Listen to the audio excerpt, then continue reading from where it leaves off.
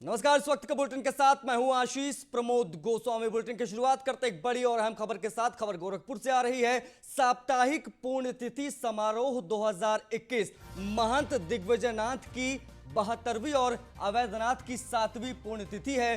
समारोह में शामिल हुए मुख्यमंत्री योगी आदित्यनाथ, वो तस्वीरें भी हम आपको दिखा रहे हैं समारोह स्थल की। गोरक्षनाथ मंदिर में आयोजित हुआ यह पूरा कार्यक्रम। देश में सभी को भारत के ग्रंथों की जानकारी सीएम योगी आदित्यनाथ ने इस दौरान कहा है। रामायण महाभारत की कथा सभी को मालूम है। यह मुख्यमंत्री योगी आदित्यनाथ का बयान आपको बता दें। रामायण महाभारत की कथा सुनकर हम बड़े हुए। एक भारत और श्रेष्ठ भारत के पीछे भी कुछ कारण हैं।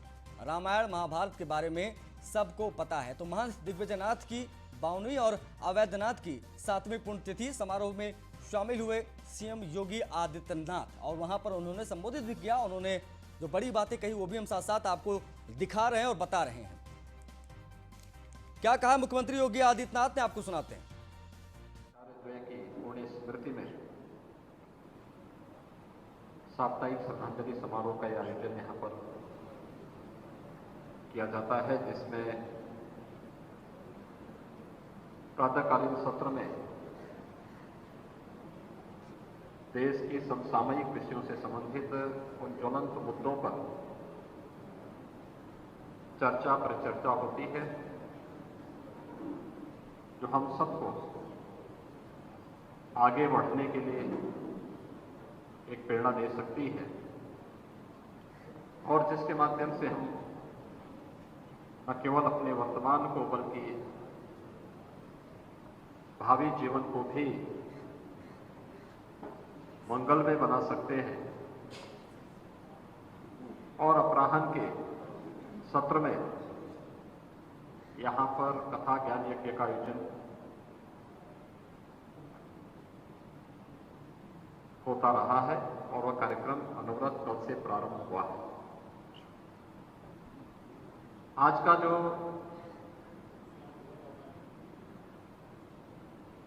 संगोष्ठी का विषय है, जिस पर यहाँ के विद्वान वक्ताओं ने भी अपने विचारों का सबके सामने रखा कि एक भारत श्रेष्ठ भारत की संकल्पना ही एक समर्थ भारत की परिकल्पना को साकार कर सकता है। वास्तव में जब हम इस मुद्दे पर चर्चा करते हैं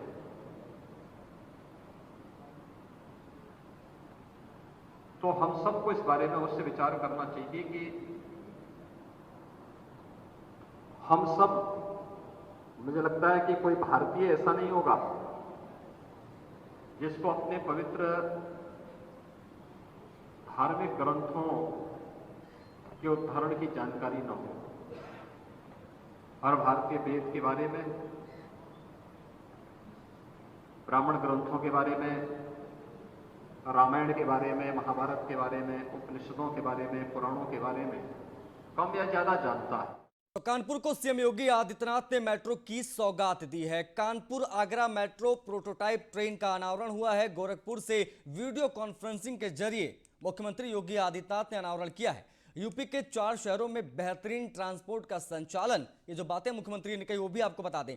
पब्लिक ट्रांसपोर्ट बेहतर करने की कवायद है। प्रोटोटाइप ट्रेन के वर्चुअली अनावरण पर पदाधिकारियों को मुख्यमंत्री ने बधाई भी दी। सभी पदाधिकारियों को बधाई योगी आदित्यनाथ ने दी। उन्होंने कहा कि मेट्रो आज की जरूरत है। यूपी मेट्रो रेल कॉरपोरेशन युद्ध स्तर पर काम कर रहा है। क्या कहा इस दौरान मुख्यमंत्री ने, आपको सुनाते हैं। मेट्रो आज की आवश्यकता है। पब्लिक ट्रांसपोर्ट का यह बेहतरीन माध्यम है, और मुझे सूचित करते हुए प्रसन्नता की अनुभूति हो रही है कि देश की सबसे बड़ी आबादी का राज्य उत्तर प्रदेश आज अपने 4 शहरों में पब्लिक ट्रांसपोर्ट की इस बेहतरीन सुविधा का संचालन कर रहा है, जिसमें प्रदेश की राजधानी लखनऊ, गाजियाबाद, नोएडा और ग्रेटर नोएडा, और वर्तमान में हम लोग कानपुर और आगरा में मेट्रो कि पब्लिक ट्रांसपोर्ट सेवा को उपलब्ध कराने के लिए Uttar Pradesh metro rail corporation युद्ध स्तर पर कार्य कर रहा है। हम लोगों ने कोरोना कालखंड में भी Uttar Pradesh metro rail corporation की कार्यपद्धति को देखा है। बिना रुके, बिना थके, बिना डिगे कोरोना जैसी महामारी भी इनके कार्य में बाधा नहीं बन पाई और यही कारण है कि हम ये अपेक्षा कर रहे हैं कि 30 नवंबर के आसपास हम लोग कानपुर मेट्रो रेल को देश को समर्पित करने की स्थिति में होंगे और हमारा प्रयास होगा कि प्रधानमंत्री जी के कर कमलों से इस सुविधा को हम लोग लोकार्पित कर सकें। तो योगी सरकार के कल 4.5 साल पूरे होने जा रहे हैं। 4.5 साल की उपलब्धियां कल आपको बताते नजर आएंगे मुख्यमंत्री योगी आदित्यनाथ। कल सुबह 10:30 बजे लोक भवन में प्रेस कॉन्फ्रेंस सीएम करेंगे। प्रेस कॉन्फ्रेंस में 4.5 साल का पूरा लेखा जोखा जनता के सामने रखेंगे। अलग अलग जिलों में मंत्री भी बताएंगे सरकार की उपलब्धियां। 1 बजे कई मंत्री, सांसद, केंद्रीय मंत्री प्रेस कॉन्फ्रेंस करते नजर आएंगे। तो ये अहम खबर आपको बता दें कि कल 4.5 साल पूरे हो रहे हैं योगी सरकार के।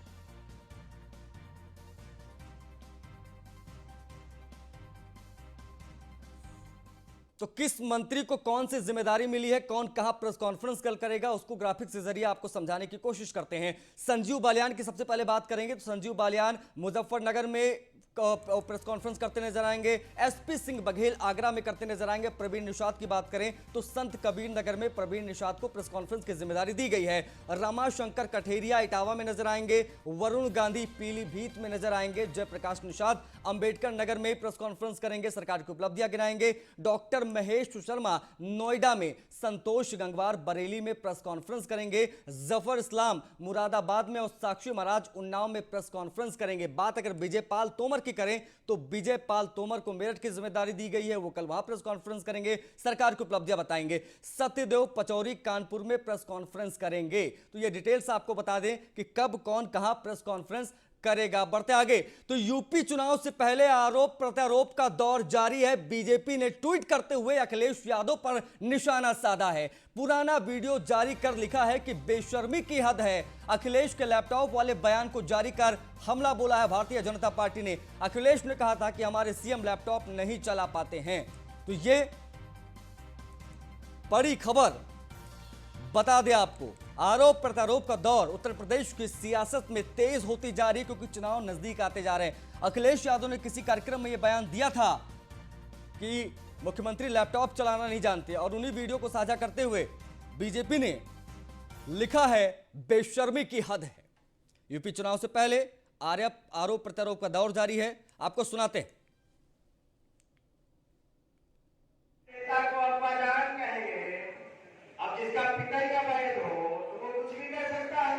तो हमें तो कभी कभी लगता है ये भी झूठ है कि योगी है। हमारे मुख्यमंत्री जी ऐसे हैं जो लैपटॉप ही नहीं चला पाते हैं। हमारे नेता के नाम पे उस दिन उन्होंने, योगी जी ने जो बोला है, मैं कहता हूं वो हमारे नेताजी के बारे में क्या बोले हैं, अपमानित करने का, अपमानजनक शब्द बोलने का काम किया है। अगर कोई पूछ लिया जाएगा कि तुम्हारे बाप का नाम क्या है तो बताने में। तो पुराना वीडियो जारी कर जो लिखा है भारतीय जनता पार्टी ने, उस पर गौर करने की बात है। भारतीय जनता पार्टी ने लिखा है बेशर्मी की हद है। बता दें कि अखिलेश यादव ने अपने संबोधन में यह बात कही थी कि मुख्यमंत्री योगी आदित्यनाथ को लैपटॉप चलाना नहीं जानता। अपनी लैपटॉप योजना का जिक्र करते हुए उन्होंने लिखा था और पुराना वीडियो जारी कर भारतीय जनता पार्टी ने पलटवार किया है और यह वीडियो सामने आया है। यूपी चुनाव से पहले आरोप प्रत्यारोप का दौर जारी है। पुराना वीडियो जारी करते हुए यूपी बीजेपी ने लिखा है बेशर्मी की हद है। अखिलेश यादव पर निशाना। अखिलेश के लैपटॉप वाले बयान को जारी कर हमला बोला गया है।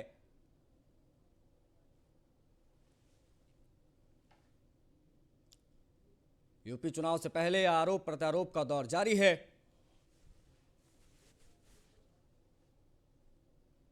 बीजेपी ने ट्वीट करते हुए अखिलेश यादव पर निशाना साधा है। हालांकि अखिलेश यादव की तरफ से भी लगातार प्रतिक्रियाएं सामने आ रही थी, कुछ दिनों से लगातार बयानबाजियां चल रही थी दोनों तरफ से, और इस बीच पुराना वीडियो जारी करते हुए एक ट्वीट किया गया है अखिलेश को निशाना साधते हुए।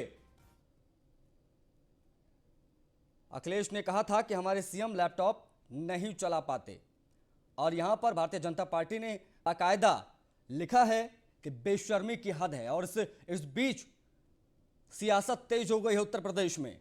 चुनाव नजदीक हैं, 6 महीने का वक्त बचा है। मार्च में खत्म हो जाएगा योगी सरकार का कार्यकाल, आने वाली मार्च में। और उससे पहले देखिए 6 महीने पहले ही सियासत कितनी तेज है। हाई वोल्टेज सियासत कहें तो गलत नहीं होगा। लगातार आरोप प्रत्यारोप बयानबाजियों का यह दौर बदस्तूर जारी है।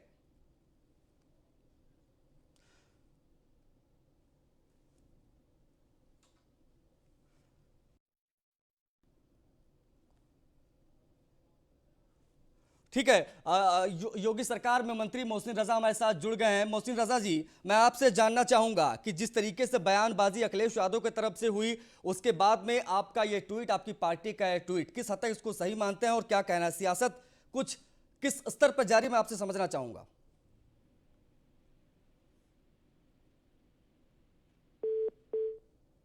एक बार फिर से जुड़ने की कोशिश करेंगे मोहसिन रजा से, योगी सरकार में मंत्री,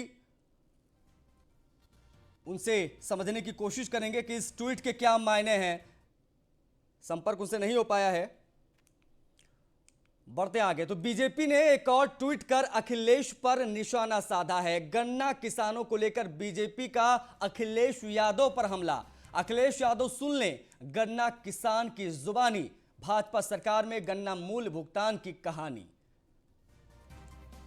तो देखिए लगातार ट्वीट पर ट्वीट, आरोप प्रत्यारोप जारी है। अब बात आती है गन्ना किसानों के भुगतान की, क्योंकि इस पर भी अखिलेश यादव ने कहा था कि गन्ना किसानों का भुगतान नहीं हो पाया। उसको लेकर बीजेपी ने एक वीडियो जारी किया है, उसको लिखा है। और वीडियो क्या है पहले आपको वो सुनाते हैं, फिर इस पर बात करेंगे। किसान ये जानना चाहता है कि आखिरकार उनका बकाया कब तक मिलेगा। 20 दिन से बड़ी दिक्कत आ रही थी हमें, बच्चों की फीस नहीं जा रही थी, पशुओं के लिए हम वो कल मंडी से कुछ ला भी नहीं सके थे, हमारी भी स्थिति खराब थी। पर जैसे ही आज मैसेज आया, अभी मुझे मैसेज आया, मेरे खाते में कुल 10,000 रुपए थे। आज जो है ना, आरोप प्रत्यारोप का दौर जारी है। वीडियोस ट्वीट हो रहे हैं, पुराने बयान को कोट किया जा रहा है। योगी सरकार में मंत्री मोहसिन रजा हमारे साथ जुड़ गए हैं। मोहसिन रजा जी, स्वागत है आपका न्यूज़ 1 इंडिया पर। आपसे समझना चाहेंगे ये जो ट्वीट किया गया भारतीय जनता पार्टी की तरफ से, आपकी पार्टी की तरफ से, उसको किस तरीके से देखा जाए? देखिए, जहां तक बात की जाए, ये जो बात कह रहे हैं हमारे यशस्वी मुख्यमंत्री आदरणीय योगी जी लगातार जनता के बीच में है, काम कर रहे हैं। और अखिलेश यादव जी कंप्यूटर पर अपना खेल रहे हैं। वो कंप्यूटर खेल रहे हैं, लेकिन हम जनता के हितों के लिए जनता के बीच में जा रहे हैं, जनता काम कर रहे हैं, उनको राशन पहुंचवा रहे हैं, उनको दवाएं पहुंचवा रहे हैं। आदरणीय योगी जी लगातार ग्राउंड जीरो पर हैं। ये घर पे बैठकर कंप्यूटर, और उनके पिताजी ने तो कंप्यूटर का विरोध किया था जब कंप्यूटर आ रहा था। तो ये पता नहीं क्यों इस तरह के बयान देखकर खुद ही अपने ऊपर जो है उंगली उठवाते हैं। और घर में बैठकर ठीक है, अगर उनके पास समय बहुत पड़ा हुआ है और जनता के लिए तो कोई काम है नहीं, तो कंप्यूटर खेले ना। वो कह रहे हैं कि आपकी सरकार जब बनी थी, आपने मैनिफेस्टो में ये वादा किया था कि आप लैपटॉप बांटेंगे, लेकिन आपने लैपटॉप नहीं बांटा। इसी को कोट करते हुए अखिलेश यादव ने बयान दिया था। देखिए, उनके आरोप प्रत्यारोप से हमें नहीं, उन्होंने कुछ किया ही नहीं। अगर कुछ किया था तो आज इस फैसले से नहीं आना चाहिए था समाजवादी पार्टी के जी। उन्हें कभी बुलडोजर से परेशानी है, अगर हमने आतंकवादी पकड़ लिए तो पुलिस से परेशानी है, अगर कार्रवाई शादियों पर हो रहे हैं तो उसमें जाति और समुदाय ढूंढने लगते हैं। तो ये इन्होंने की धुरी नहीं चलाई है। हमेशा अपराध को आगे बढ़ाने का काम किया समाजवादी पार्टी ने, गुंडाराज आगे बढ़ाने का काम किया, जिसका परिणाम आज 2017 से अभी तक आदरणीय योगी जी के नेतृत्व में रोज विकास कार्य हो रहे हैं, जनता के हितों के कार्य हो रहे हैं, कानून का राज स्थापित है। और जो हमने कहा है वो किया है, हमें वो ना बताएं, वो 22 में जनता बताएगी, जवाब जनता देगी। आप परेशान क्यों हैं? हालांकि इस बीच अखिलेश यादव ये दावा कर रहे हैं कि वो 400 सीटें जीतेंगे। किसी टेस्ट हाउस की वो सीटें जीत लेंगे, या हो सकता है जी वहां पे जीत लेंगे कुछ सीटें। चलिए, ठीक। बहुत शुक्रिया सर हमसे जुड़ने के लिए। मोहसिन रजा योगी सरकार में मंत्री हमारे साथ जुड़े हो तो और बोल रहे थे किस तरीके से प्रोपेगेंडा फैलाया जा रहा है। बात करते प्रयागराज की तो ओम प्रकाश राजभर से चंद्रशेखर आजाद ने मुलाकात की है। ये इस वक्त की बड़ी और सियासी खबर आपको बता दें। यूपी चुनाव को लेकर दोनों नेताओं में चर्चा हुई है। प्रयागराज में राजभर और चंद्रशेखर आजाद सुबह मुकेश सहनी से ओपी राजभर ने मुलाकात की थी। आज ओवैसी से भी ओपी राजभर की मुलाकात होगी। तो ये खबर आपको बता दें। जन भागीदारी मोर्चे की बात जो होती है वो देखिए सामने आ रही खुलकर। ओम प्रकाश राजभर और चंद्रशेखर रावण के मुलाकात की एक्सक्लूसिव तस्वीरें हम आपको दिखा रहे हैं। देखिए ये ओवैसी से भी आज मिलेंगे ओम प्रकाश राजभर, सुहेल देव भारतीय समाज पार्टी के राष्ट्रीय अध्यक्ष भाजपा के और भीम आर्मी के चीफ चंद्रशेखर रावण, इन दोनों की मुलाकात हुई है। यूपी चुनाव को लेकर चर्चा हुई है और शुरुआत से खबरें आ रही थी कि जन भागीदारी मोर्चा ओम प्रकाश राजभर बनाएंगे, उसमें तमाम दलों को वो शामिल करेंगे जिसमें भीम आर्मी भी शामिल है, AIMIM भी शामिल है। अब किस सीट पे कौन चुनाव लड़ेगा, कहां होगा, इन्हीं सब चीजों को लेकर मंथन जारी है ओम प्रकाश राजभर का। ये देखिए तस्वीरें हम आपको दिखा रहे हैं। ओपी राजभर से चंद्रशेखर आजाद की मुलाकात हुई है और मुलाकात की एक्सक्लूसिव तस्वीर सिर्फ और सिर्फ आप न्यूज़ 1 इंडिया पर देख पा रहे हैं। ओम प्रकाश राजभर सुभाषपा के राष्ट्रीय अध्यक्ष और भीम आर्मी के चीफ चंद्रशेखर रावण की ये तस्वीरें हम आपको दिखा रहे हैं। मुलाकात के आज ही ओवैसी से भी मिलने का प्लान है राजभर का। इससे पहले मुकेश सहनी से मुलाकात की देखिए दो तस्वीरें हम आपको दिखा रहे हैं इस वक्त। ओम प्रकाश राजभर की मुकेश सहनी से मुलाकात और साथ ही साथ में चंद्रशेखर रावण से मुलाकात की दो तस्वीरें देखिए। ओपी राजभर से चंद्रशेखर की मुलाकात और दूसरी तरफ आप देख रहे हैं मुकेश सहनी से मुलाकात। तो उत्तर प्रदेश में चुनावी सरगर्मियां काफी तेज हैं। तो पंजाब से इस वक्त की एक बड़ी खबर आ रही है, उससे आपको रूबरू करा देते हैं। कैप्टन अमरिंदर सिंह ने राज्यपाल से मिलने का समय मांगा है। तो ये इस वक्त की बड़ी खबर पंजाब से देखिए, वहां के मुख्यमंत्री ने राज्यपाल से मिलने का समय मांगा है। विधानसभा भंग करने की सिफारिश इस दौरान कर सकते हैं कैप्टन। शाम 4 बजे इस्तीफा भी दे सकते हैं। यह भी एक्सक्लूसिव जानकारी आपको बता दें। कैप्टन अमरिंदर इस्तीफा दे सकते हैं मुख्यमंत्री के पद से। उन्होंने कहा है कि मेरी छवि खराब करने की कोशिश की जा रही है। विधायक दल की बैठक से पहले इस्तीफा दे सकते हैं कैप्टन।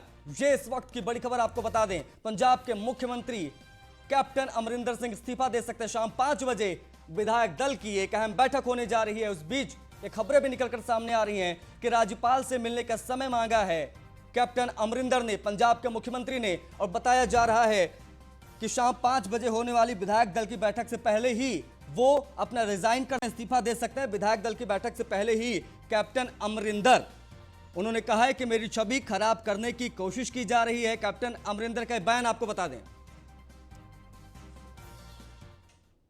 तो वही पंजाब में जारी घमासान को लेकर हमारे सहयोगी कांग्रेस के नेता PL पुनिया से उन्होंने खास बातचीत की है। क्या कहा उन्होंने, आपको दिखाते हैं। पंजाब के सियासी गलियारों में राजनीतिक हलचल तेज है। हमारे साथ बातचीत करने के लिए कांग्रेस के वरिष्ठ नेता PL पुनिया जी है। सर, कांग्रेस के विधायक दल की बैठक बुलाई गई है आज, क्या कुछ कहेंगे, क्या वहां पे चल रहा है सर? सामान्यतः विधायक दल की बैठकें होती रहती हैं और आज भी बुलाई गई है, तो इसमें कोई विशेष बात मुझे नहीं नज़र आती। और अगर कोई विशेष बात होती तो उसको बताया जाता, उजागर किया जाता। और सभी लोग आ रहे हैं तो जाहिर है बुलाए गए हैं, तो चर्चा आमतौर से होती रहती है। पंजाब में चुनाव बहुत नज़दीक हैं, होने वाले हैं, तो उसके बारे में भी चर्चा हो सकती है ताकि किस तरीके से स्ट्रेटजी चुनाव की बनाई जाए, रखी जाए, तो उसी के संबंध में होगी। मुझे जानकारी नहीं है क्योंकि मैं सीधे पंजाब से बहुत ज़्यादा संगठन के तौर पर संबंध नहीं रखता हूँ। और उसके हरीश रावत जी उसके जनरल सेक्रेटरी इंचार्ज हैं पंजाब के, और मैं समझता हूँ कि उनसे संपर्क किया जाएगा तो ज़्यादा बताएंगे। क्या अमरिंदर सिंह है या नवजोत सिंह सिद्धू के बीच हल्की फुल्की जो तकरारें चली, बागी सुर थे नवजोत सिंह सिद्धू के, क्या इसको लेकर भी ये बैठक बुलाई जा सकती? देखिए, मैं पहले भी कहा हूँ कि सामान्य बैठक है, होती रहती हैं बैठकें। और ख़ास तौर से जो बयान देने की बात कर रहे हैं, तो कांग्रेस पार्टी में इतनी छूट है, इतनी स्वतंत्रता है कि अपनी बात खुल के कहते हैं, और लेकिन जो पार्टी का निर्णय होता है वो फिर सभी को पूरी तरह से पालन करना होता है, पालन करते हैं, उसमें कभी कोई चूक हुई नहीं। तो कैप्टन अमरिंदर सिंह ने राज्यपाल से मिलने का समय मांगा है। पीएल पुनिया को आपने सुना, हालांकि वो कुछ भी बोलने को तैयार नजर नहीं आ रहे थे, बातों को घुमा रहे थे। ये एक कोई सामान्य बैठक नहीं हो सकती अगर इसको सियासत के लिहाज से देखें, क्योंकि लगातार विवाद चल रहा था। तस्वीरों में आपको जो शख्स दिखाई दे रहे हैं, हरीश रावत, ये भी पहुंचे थे सुलह करवाने के लिए। काफी दिनों तक उन्होंने मशक्कत की पंजाब में, उसके बाद इन्हें भी वापस आना पड़ा। कैप्टन अमरिंदर बनाम सिद्धू की लड़ाई हमने देखी, किस तरीके से बयान वहां पर देखने को मिले, और उस बीच कैप्टन अमरिंदर यानी वहां के मुख्यमंत्री के इस्तीफे की खबरें, अटकलें तेज हो गई हैं। बताया जा रहा कि आज विधानमंडल दल की बैठक होगी विधायकों के साथ, उससे पहले वो इस्तीफा दे सकते हैं, क्योंकि उन्होंने राज्यपाल से मिलने का समय मांगा है। तो 5 साल पूरा होने से पहले ही विधानसभा भंग हो सकती है।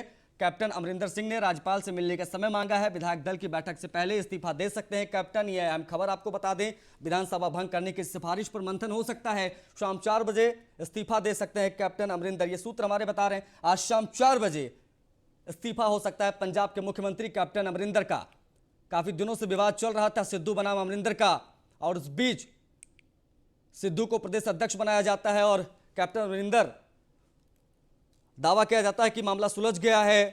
हरीश रावत को भेजा जाता है पंजाब प्रभारी बनाकर। काफी दिनों तक ये चर्चा परिचर्चा पंजाब में चलती रहती, लेकिन सब कुछ ऑल इज वेल नजर नहीं आ रहा है। बताया जा रहा है कि इस्तीफा दे सकते हैं, क्योंकि कैप्टन अमरिंदर ने यह बात कही है कि मेरी छवि खराब करने की कोशिश की जा रही है। कांग्रेस के एक बड़े और कद्दावर नेता, अमृतसर से सांसद रह चुके कैप्टन अमरिंदर मौजूदा मुख्यमंत्री पंजाब के, और इस बीच ये खबरें आ रही हैं कि शाम 4 बजे वो इस्तीफा दे सकते हैं अपने मुख्यमंत्री के पद से। राज्यपाल से मिलने का समय मांगा है। पंजाब से इस वक्त की बड़ी और अहम खबर आपको बता दें, चुनाव में ज्यादा वक्त नहीं बचा, अगले साल ही चुनाव है, और चुनाव से पहले ही